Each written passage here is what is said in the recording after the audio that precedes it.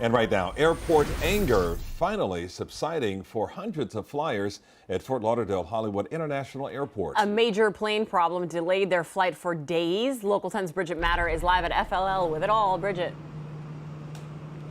A flight from Fort Lauderdale to Oslo, Norway is making its fourth attempt to go over there. This was after a minor crash on Friday that left passengers stranded for 3 days.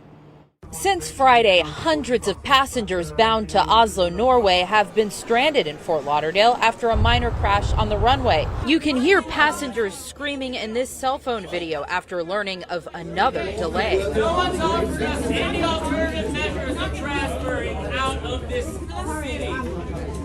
Get us home! This is probably the worst experience. Amy Bergquist says they've endured days of cancellations and with little communication from Norse Airlines. A lot of passengers were abandoned in a sense that there was no communication, no instructions, nowhere to go.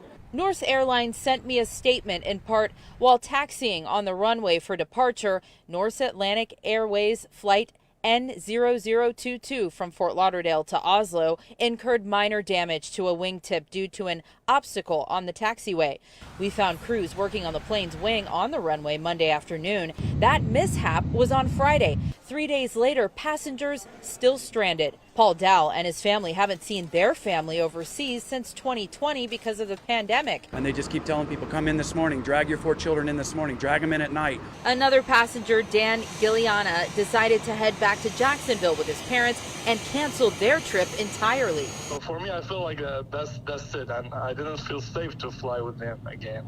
More cell phone video shows frustrated passengers crowding the gate and defeated crew members. Don't get mad. You want to go home safely. That right there, we resolve that. Sure. You can't avoid rushing the plane to go home to your family. Some say they will rethink booking this airline in the future. I think that I've had a crash course in lowered expectations.